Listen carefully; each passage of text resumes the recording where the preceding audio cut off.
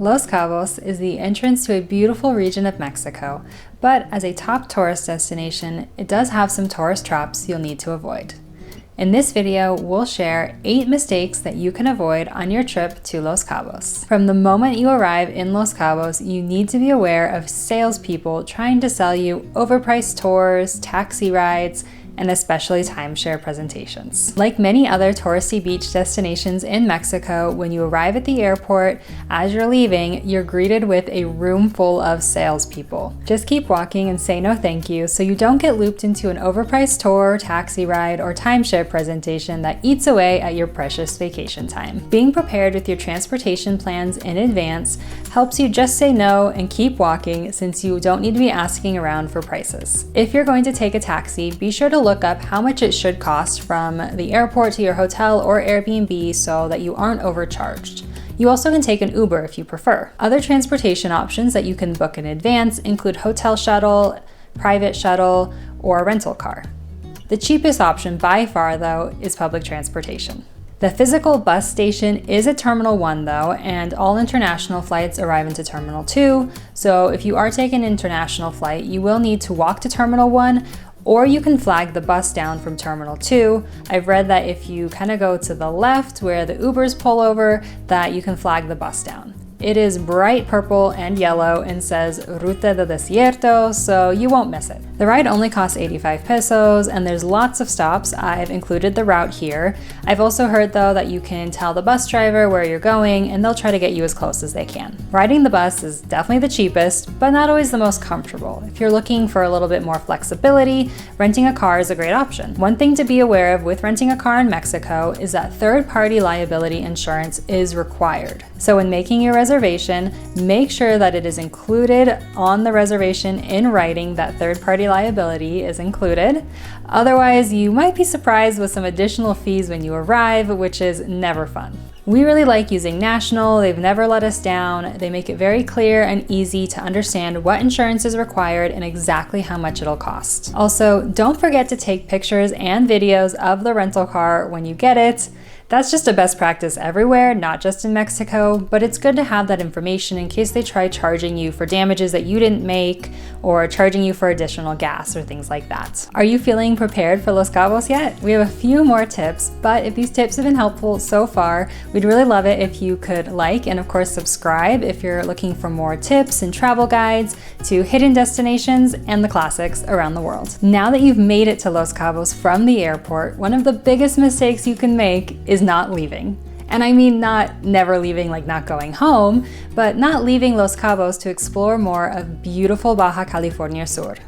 To me, Los Cabos was kind of crowded and touristy and wasn't my favorite, but we were able to visit other areas in Baja California Sur like Santiago and La Paz that were absolutely beautiful and way less crowded. We also visited Todos Santos, which I wouldn't necessarily call a hidden gem. It's a beautiful town, a little bit, about an hour from Los Cabos, but it still felt a little touristy and pricey. The best carne asada tacos of my life though, so worth a visit just for those tacos. In Santiago, you can hike to waterfalls or hot springs and just enjoy the peace and quiet of nature. In La Paz, you can swim with sea lions at the Isla Espiritu Santo, or if the time of year is right, you can even snorkel with whale sharks. We unfortunately missed it by just a couple weeks, but hoping to go back one day to do that. You also can visit one of Mexico's prettiest beaches, Playa Balandra. It's incredible the difference of the beaches in La Paz compared with the beaches in Los Cabos.